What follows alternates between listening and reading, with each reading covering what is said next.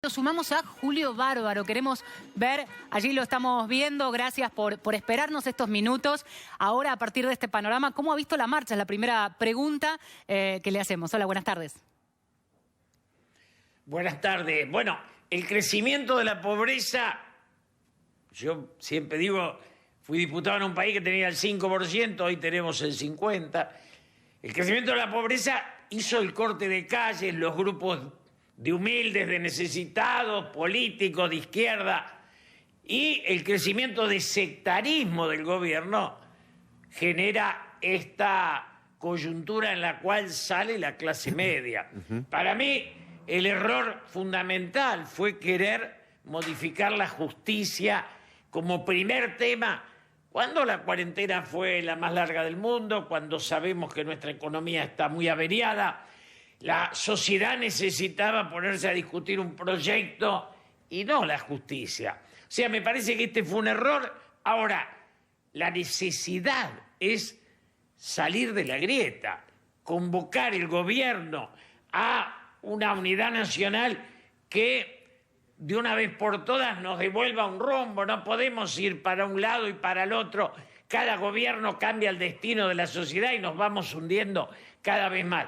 Esta gente que sale a la calle, no me importa si es el 1% o el 20%, es gente que está en la desesperanza y lo dice. Y cuando uno camina por la calle, la esperanza se ha perdido, esto que me voy, se van los jóvenes, se van tan... Digo, solo vamos a reconstruir la sociedad y el futuro entre todos.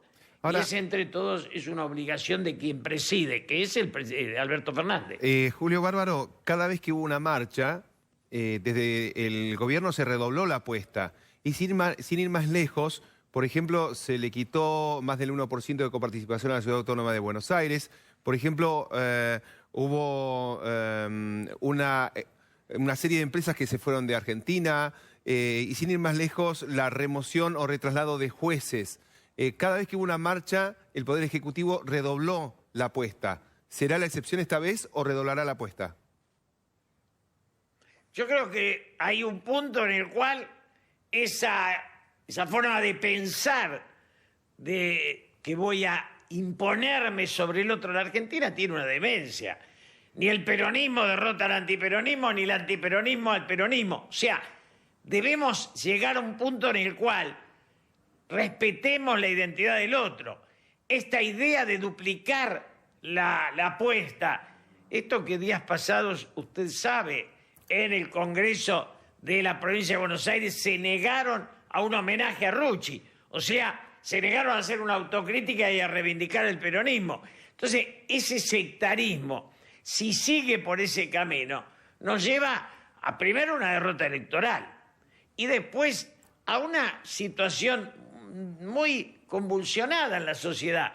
Es una sociedad que se ha caído una cantidad de negocios, de empresas, que estamos todos en una angustia muy profunda y el Estado actuando así no nos ayuda a calmarnos, ¿no? Ahora, pensaba, Julio, en esto que mencionaba usted respecto de los contextos, ¿no?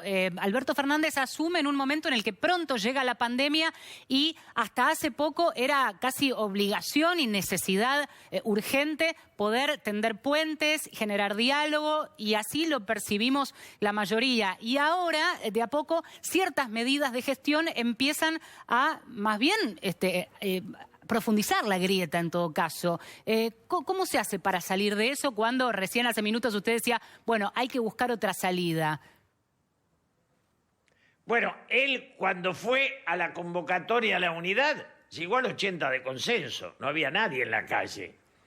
Cuando, digamos, se kirchnerizó o se cristinizó y vino a esta confrontación sin límite, llegamos a esto. Y además hay que leer las encuestas. Fue creciendo la dificultad, la desaveniencia con el presidente.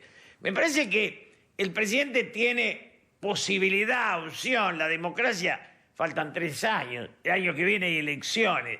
O cambian y convocan a unificar o van achicando su espacio político, pierden las elecciones y entonces el castigo de la justicia va a ser el que usted y yo imaginamos. Es decir, de esta crisis se sale solo con grandeza. del laberinto se sale por arriba, decía Marechal. Si no hay grandeza en Alberto, en Cristina, en la oposición, la sociedad está en una angustia existencial atroz. Sumemos la pandemia y da lo que todos sabemos que estamos viviendo, ¿no? ¿El peronismo está unido, Julio Bárbaro? ¿Hay un solo gobierno o adentro del gobierno hay parcelas? La mayoría de los peronistas, con esto que pasó de no querer el homenaje a Rucci, el peronismo histórico está muy fracturado del kirchnerismo. No hace una semana hubo 700 firmas de un texto que reivindicaba a los montoneros. Eso no es el peronismo. O sea, el kirchnerismo no es el peronismo y cada vez contiene menos al peronismo. Por eso usted ve que la situación de Córdoba, donde hay un peronismo distinto que incorpora a clase media, no es tan fácil asumir esta idea de modificar la justicia. Pero ahí vamos, mire. Yo creo que esto termina en diputados, va a ser rechazado y vamos a empezar a ser un país en serio. Esto de la justicia para mí fue atroz, fue algo que no necesitamos, que nos dañó demasiado.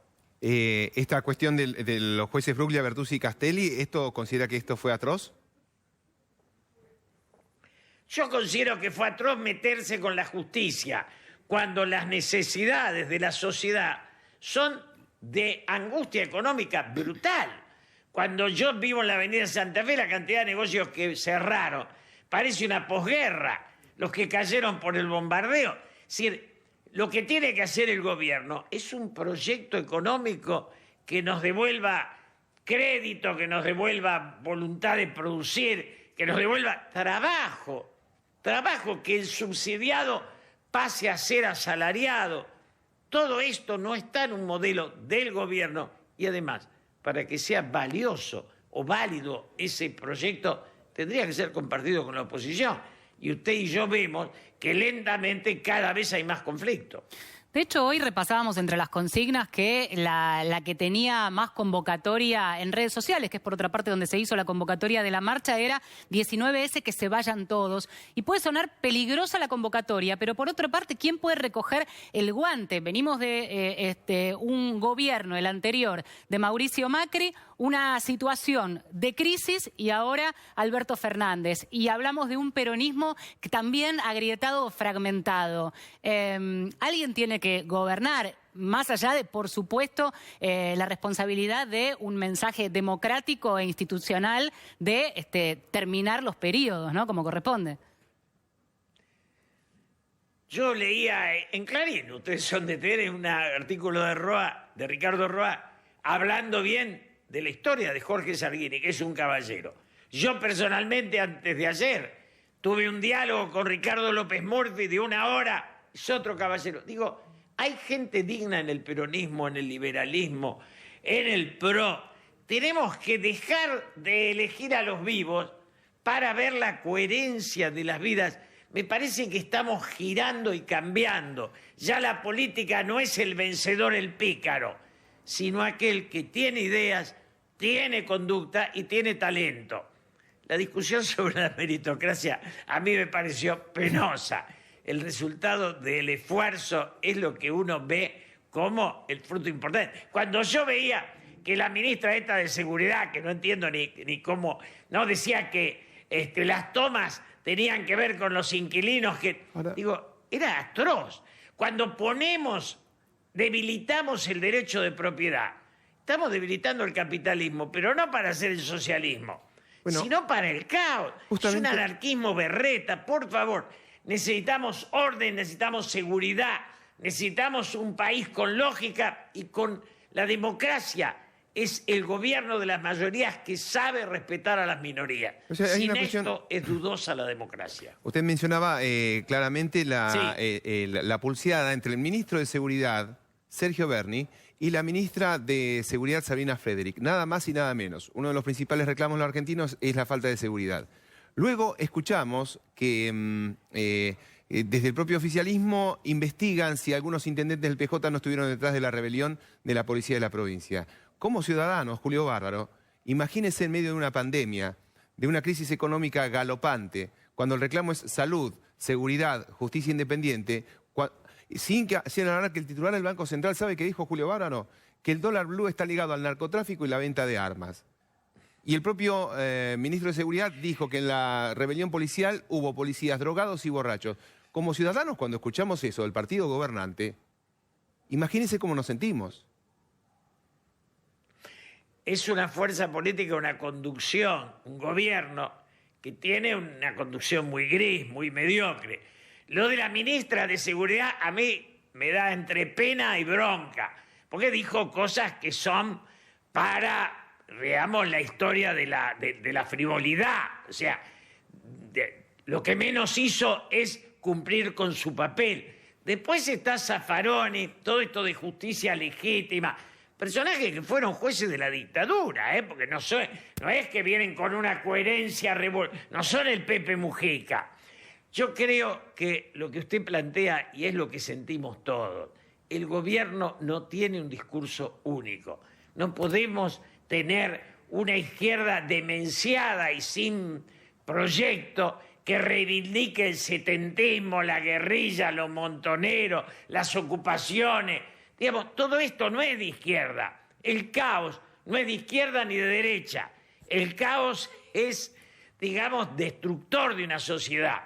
Y el kirchnerismo, los años que fue gobierno, no incorporó grandes sectores de clase baja a clase media. No fue un gobierno exitoso. Que si Macri fue más dañino, estamos discutiendo cosas absurdas.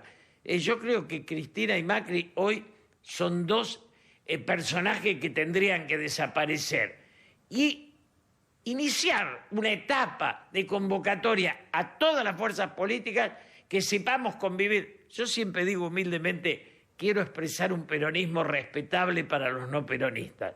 Creo que esta obligación la tenemos todas las fuerzas políticas. Hay en este momento, Julio Bárbaro, ante la posibilidad, ante el escenario en realidad que estamos viendo todos, una posibilidad real de que se sienten a una mesa de diálogo, de empezar a ver cuáles son las salidas, sobre todo en el contexto de la crisis económica, para generar trabajo, porque comentarios y definiciones se han escuchado de un lado y de otro, como esta cuestión de la meritocracia, por ejemplo, ¿no? Entender la meritocracia como que no es algo positivo que alguien quiera mostrar una diferencia o esforzarse, o también la desigualdad básica que existe en grandes sectores, sobre todo en los que no tienen una oportunidad. Eso por un lado. Y por el otro, la generación de trabajo, pero quienes critican lo que denominan la cultura del IFE, que no se puede vivir a subsidios. Pero, de algún modo, hay que salir de esta crisis en las que nos metió, más allá del contexto de la Argentina, la propia pandemia también, ¿no?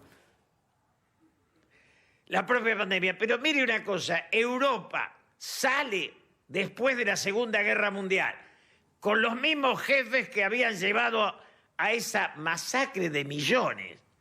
Y son capaces de juntarse de Gaulle, Churchill, Adenauer, gente que tenía sus años, y hacen este mundo maravilloso que es el mercado común. Digo, lo mismo hizo España con el Pacto de la Moncloa. Venía con una historia de sangre y dolor que, digamos que se hablaba del 1.000.000 de muertos. A veces las sociedades como los individuos solo salen cuando el daño que se están haciendo ya es tan claro e irremediable que no tienen otra salida que unirse, pensar, encontrarse y plantear el futuro.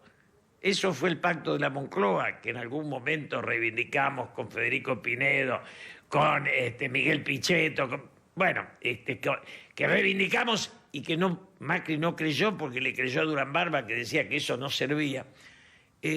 Si no hay acuerdo, no hay destino, no hay futuro. En la grieta solo hay hundimiento. Después veremos si nos hundió más Macri que Cristina o más Cristina que Macri. Pero eso es atroz, es perverso mirar eso. Bueno, Julio Bárbaro, estamos consultando todas las opiniones.